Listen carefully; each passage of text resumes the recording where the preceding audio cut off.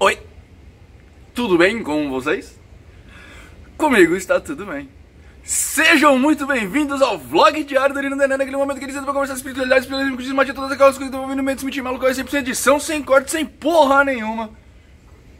E hoje sem sol também, né? Porque ontem caiu um puta de um pé d'água aqui, a gente tava gravando a live ontem, aliás, eu nem assisti de novo pra ver se tava bem, mas como ninguém falou que tava ruim, né, a transmissão geralmente, sabe aqui em São Paulo como é que funciona, não sei nas outras cidades aqui do Brasilzão, e nem em Portugal, onde tem bastante pessoa aqui no meu canal, mas aqui funciona assim, choveu, fudeu, a net parou.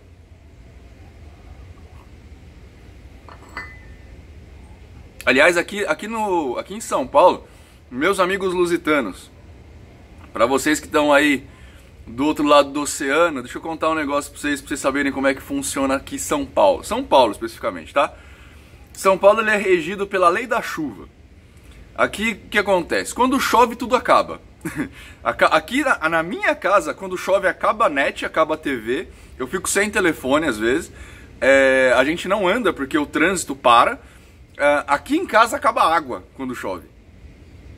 Cara, aqui em São Paulo é assim, choveu, parou, eu não sei em Lisboa, em Portugal, aí onde vocês estão, como é que é, mas aqui em São Paulo é assim, choveu, parou, meu, onde você estiver fica, porque não vai rolar.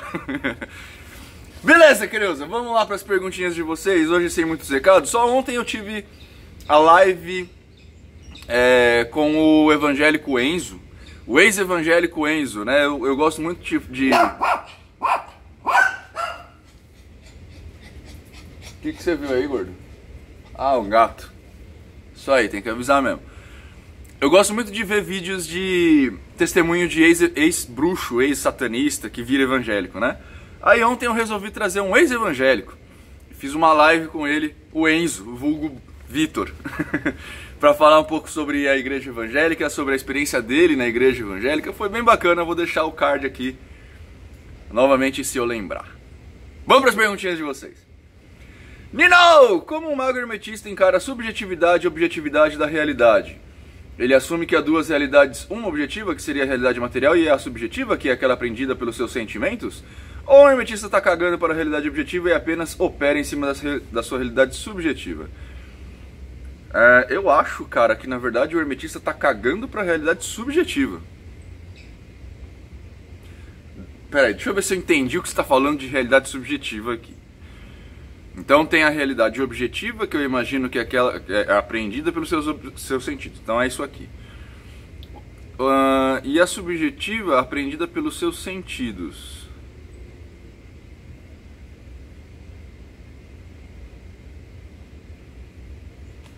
Ó, eu vou fazer o seguinte. Eu vou imaginar que você está me falando que a realidade objetiva é essa daqui, apreendida. Na verdade, essa que eu consigo tocar, ver, sentir, é a realidade objetiva. Ela fere os meus sentidos. E a subjetiva seria a minha imaginação. Se for isso que você está me perguntando, o mago hermetista leva em conta as duas. Como uma só, inclusive.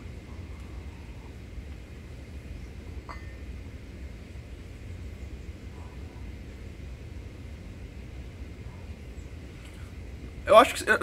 Cara, é muito difícil, na verdade, a gente falar assim, o mago hermetista faz isso. Porque não existe muito isso, sabe? Além das 7 leis herméticas lá, a gente não segue muito uma lei. Na verdade, assim, a gente tem as 7 leis herméticas e tem a lei do fio guia, que eu sempre falo pra vocês, né? Que o mago hermetista procura o fio guia. E é isso, cara. Como isso vai acontecer depende muito de pessoa para pessoa. Por exemplo, você vai pegar lá o Rodrigo Vignoli, ele é hermetista. E ele é completamente diferente de mim. Inclusive nas suas crenças, idiosincrasias e práticas.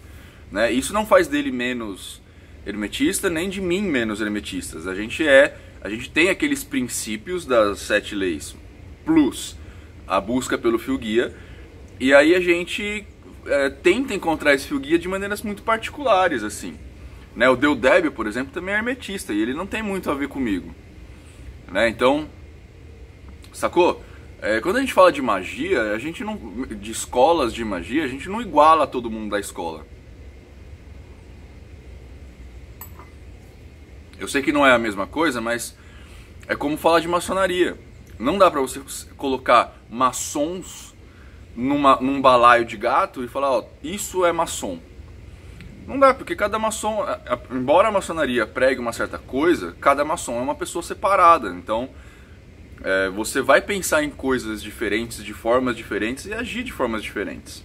Eu, por exemplo, eu saí da maçonaria e não voltei, né? Eu adormeci e não voltei, por quê? Porque durante o meu processo, meu processo natural de vida, eu estava na maçonaria e deixei de acreditar numa divindade. E aí eu achei que era sacanagem minha voltar à maçonaria, já que a maçonaria prega a existência de uma divindade. Entendeu? Mas como que eu cheguei nesse processo sendo maçom? Porque a maçonaria me dá a liberdade de pensar, como qualquer outra escola. Sacou? Então não dá pra falar, o mago hermetista. Sacou? Mas, assim, eu vejo as duas coisas como uma só e levo as duas coisas em conta, inclusive juntas para determinadas coisas. Beleza? Caro Frater, qual a sua opinião sobre o entrelaçamento kármico através da doação de sangue e doação de órgãos? Do seu ponto de vista, de que forma esse entrelaçamento kármico pode prejudicar na reencarnação? Eu acho que ele não acontece, cara, nesse sentido. Eu tô imaginando que entrelaçamento kármico que você está falando aqui é, sei lá, o Todd tem um karma X, aí eu sofro um acidente, preciso de uma transfusão de sangue, vem lá o médico, pega sangue do Todd, põe em mim, aí o karma do Todd vira pra mim. Eu acho que isso não faz sentido. Não é o corpo que carrega o karma.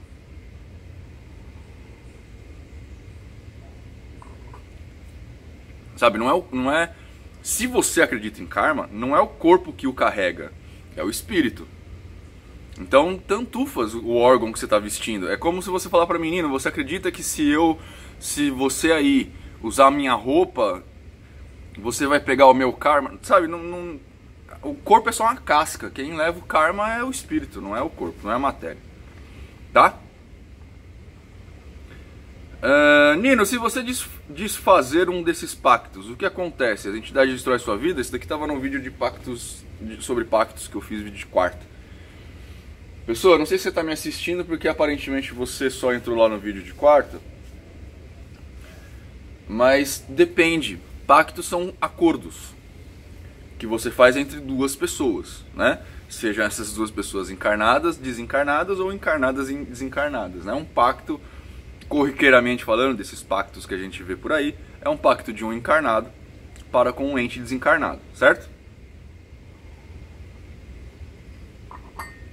Se eu fizesse um pacto com você, falasse, pessoa que me fez essa pergunta, eu gostaria muito que você comprasse para mim 1 quilo de mandioca. Vamos saudar a mandioca. E aí, você vai lá, compra essa mandioca para mim. Aliás, eu gostaria muito que você comprasse para mim 1 quilo de mandioca. Você fazendo isso, eu vou te dar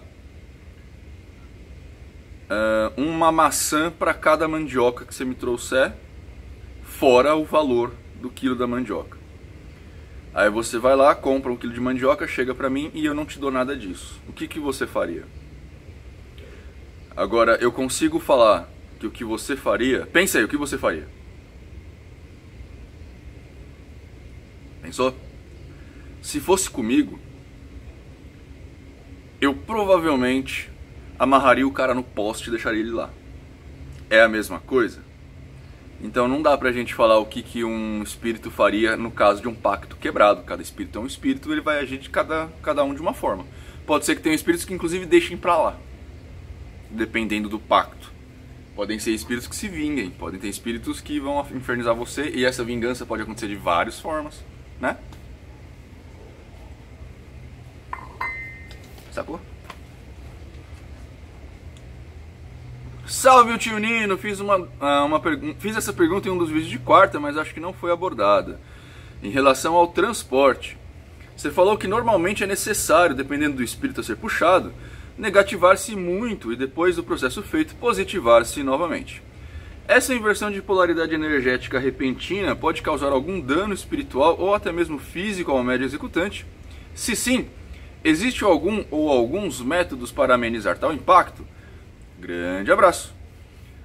Pessoa, pode sim, pode causar alguns problemas sim, tá?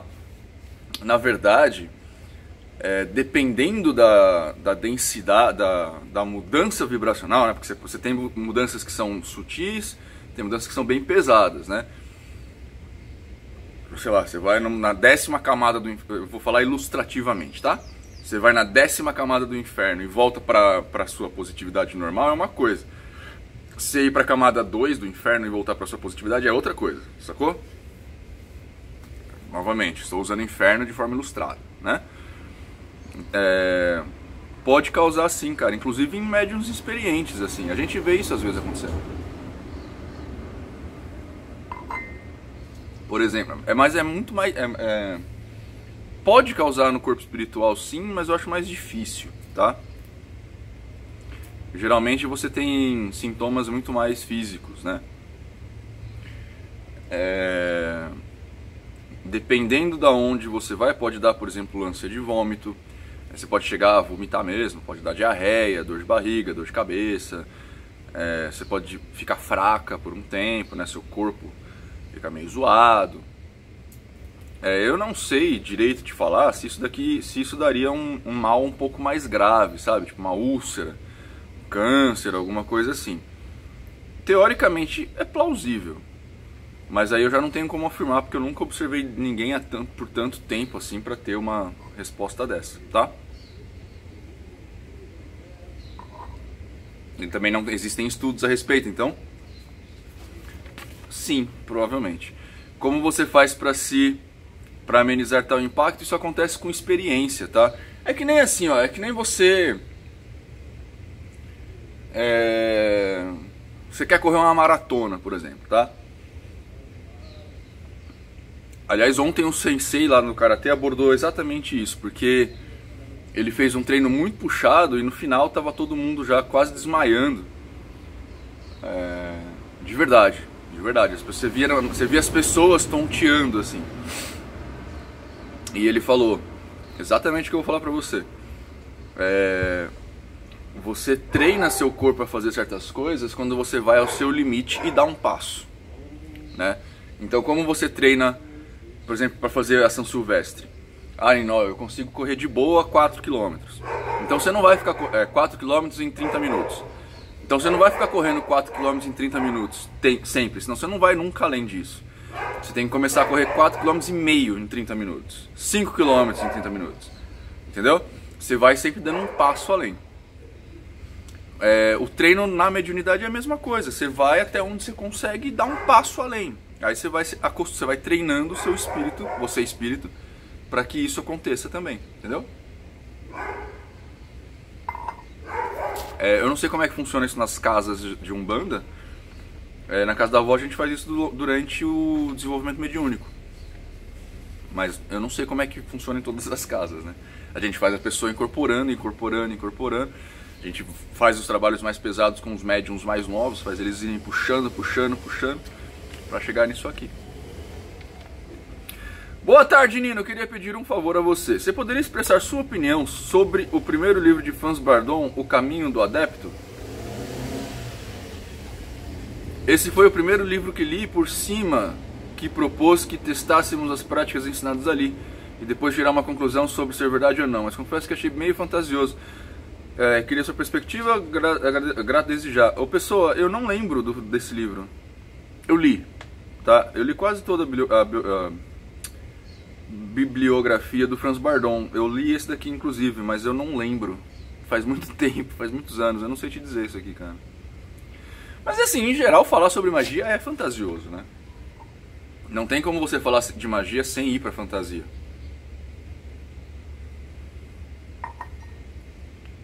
Claro que uns vão mais do que outros, né? Mas se você pegar, por exemplo, tava falando aqui da live do Vitor, né, do Enzo, da live do Vitor. O Vitor é um cara que eu respeito pra caramba, inclusive como mago, e ele é muito fantasioso, mas muito mais fantasioso que eu sou. Entendeu? Ele curte a pegada dos paradigmas fantasiosos. Entendeu? Faz parte, ele sabe que é fantasioso, mas ele usa porque ele gosta, né? Eu sou meio fantasioso também, principalmente nos trabalhos espiritualidade lá, né, na Casa da Maria Rosa. Eu não sou tanto quanto as pessoas são em geral, mas eu também sou. Eu também uso de alguns elementos anímicos, né? Eu também, quando incorporo o Exu, bato o pé no chão. Quando incorporo o caboclo, bato a mão no peito. Isso também é fantasia, eu também uso, né? Na verdade é assim, a gente tem sempre... Isso vem, acho que a primeira pergunta foi a respeito disso, inclusive. Que falava da realidade objetiva e realidade subjetiva, né? A gente precisa, quanto mago, aprender a estimular a realidade subjetiva ou a imaginação do seu consulente. A gente não é errado, a nós, quanto magistas, usarmos elementos, por exemplo, de placebo. A gente tem que usar essas ferramentas. Dependendo da pessoa a ser tratada, a gente sim tem que pegar a pessoa, colocar 70 velas em volta, acender pólvora, riscar fogo, vestir a roupa de Exu lá com a capona, o capuz, usar um tridentão. A gente tem que fazer isso às vezes, porque isso estimula a pessoa, o acreditar da pessoa em você, sabe? É bem diferente você vir falar comigo, por exemplo. Você pode notar, cara, é muito diferente você falar comigo sobre um determinado assunto. Você me pede um conselho, eu vou te dar o conselho do meu jeito, que eu levo muito pouco em conta a fantasia, mas eu ainda levo. E você vai pedir o mesmo conselho pro Rodrigo Vignoli, que também é um cara que eu respeito pra caramba. Ele vai responder provavelmente a mesma coisa que eu, só que de uma outra forma.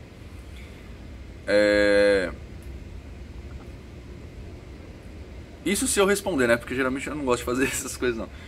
Mas assim, se você vir num trabalho comigo aqui, eu vou te colocar... Tem pessoas que a gente atende aqui, por exemplo, eu sou mais focado em magia de cura, né? Tem pessoas que eu atendo que eu coloco ela sentada numa cadeira e é isso. E faço o negócio. Tem pessoas que eu atendo que eu coloco ela deitada numa esteira de palha, acendo velas em volta, risco um ponto antes, né? Passo um ponto no chão, coloco a esteira de palha em cima, põe a pessoa deitada com um lençol branco, acendo velas, incenso, falo um monte de coisa lá. Pra quê? Porque assim eu estimulo a pessoa a acreditar no que está acontecendo. Dependendo da conversa que eu tenho com a pessoa, eu vejo se isso é necessário ou não. Tem iniciações que eu faço na Ordem do Grande Oriente, por exemplo, que eu faço assim, ó, a caráter. A caráter não, assim, a paisana, né? Mas já teve turmas que me pediram. Porque eu sempre falo para as pessoas, eu falo, pessoas, vocês fizeram um curso comigo, vocês compreenderam o uso de ferramentas, de utensílios e todas essas coisas aí. Vamos fazer a iniciação? Eu prefiro fazer a iniciação assim. Porque a iniciação tem o caráter energético, parará, mas, né? O que vocês querem que eu venha de mago mesmo? O que vocês gostariam? Né? Porque eu com isso eu pretendo deixar as pessoas à vontade para saber, inclusive, o que elas gostam mais. Porque, novamente, não é errado você gostar disso, né? Aí tem turma que fala, não, Nino, ia ser legal a gente fazer uma cerimônia mesmo. Eu ia gostar mais. Então eu vou lá, ponho a roupa de mago, né, o paramento todo, pego o cajado hermetista, a lanterna de tote, a espada, faço todos os trejeitos, essas coisas todas, mas poderia fazer tudo sem isso, entendeu? Então a magia, a fantasia, ela faz parte da magia, cara. Você só tem que usar com parcimônia. A única coisa que eu recomendo a vocês é que usem com parcimônia. Eu gostaria muito que não usassem, mas não dá pra fazer isso, então usem com parcimônia. Então não leva a mal o escrito do Franz Bardon só porque parece ser fantasioso.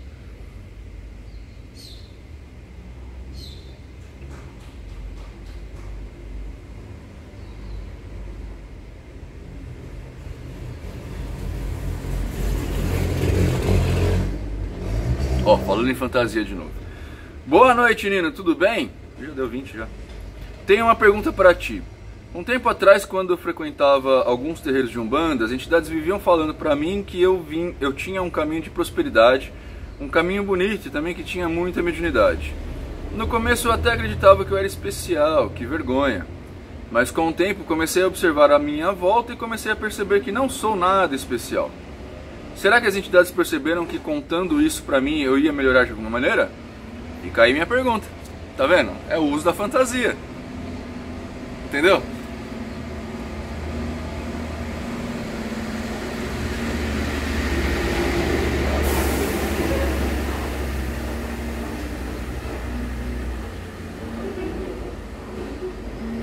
Muitas vezes, fazendo uso desse tipo de coisa, como a própria pessoa relatou aqui, você acaba estimulando a pessoa a se transformar naquilo. Às vezes uma mentira contada muitas vezes acaba se tornando uma verdade, né? Então sim, muitas vezes os guias fazem isso mesmo. Olha, você é muito especial, você é X, você é Y, você tem um caminho muito bonito pela frente, para... Porque você acaba adotando a pessoa de autoconfiança, sacou? Que é o que precisa para a pessoa andar para frente, né? Na verdade, o nosso mundo ele não tem muito segredo. A nossa vida não tem muito segredo. Você tem que ter autoconfiança. Você tem que ter autoconfiança suficiente para conseguir andar para frente sozinho e enfrentar os perigos que vem por aí, cara. Né? Não tem muito o que falar. E às vezes os guias usam subterfúgios para isso. Né? Eu já vi muito passe acontecendo. Eu já dei muito conselho, não vou usar o passe como desculpa, eu já dei muito conselho para as pessoas nesse nível, né? Uma vez uma pessoa de fora, acho que da Alemanha, França, sei lá, me procurou porque estava com a vida de ponta cabeça, segundo ela falou, né? Eu não sei, brigava com os pais, o marido batia, fazia X, fazia Y, fazia Z, né? Aí eu dei alguns conselhos para ela, falei, ó, para ela, a pessoa, tá? É melhor você ir pra cá, ir pra lá, Paraná. Só que aí a pessoa continuou nessa não, porque espírito, e tudo isso acontece porque tem espírito na minha casa, tudo isso acontece porque eu tô sendo obsediado, não sei o que lá. Falei, vamos fazer o seguinte, ó, compra aí na sua casa, na sua cidade, 7 velas. Acende essas velas todos os dias às X da tarde, que eu vou acender uma vela aqui em São Paulo, também nesse horário correspondente, né, por causa do fuso horário. E na hora que você acender, você vai fazer tal coisa. Eu não acendi nenhuma vela aqui, mas a pessoa acendeu as 7 velas lá. E depois do 7º dia, eu entrei em contato com ela para ver o que estava acontecendo. Ela falou que tinha mudado tudo na vida dela. Tava tudo ótimo. Não foi a vela que fez o trabalho, entendeu? Foi a confiança dela no trabalho que fez aquilo acontecer. E não foi nem por causa do trabalho. Foi porque o fato dela confiar no trabalho fez ela ter confiança em si mesma para mudar a situação. Entendeu? Então a fantasia ela é necessária na magia sim, cara. A mentirinha também. Beleza? Espero que vocês tenham gostado. Espero que vocês tenham uma ótima quinta-feira. Bye, bye.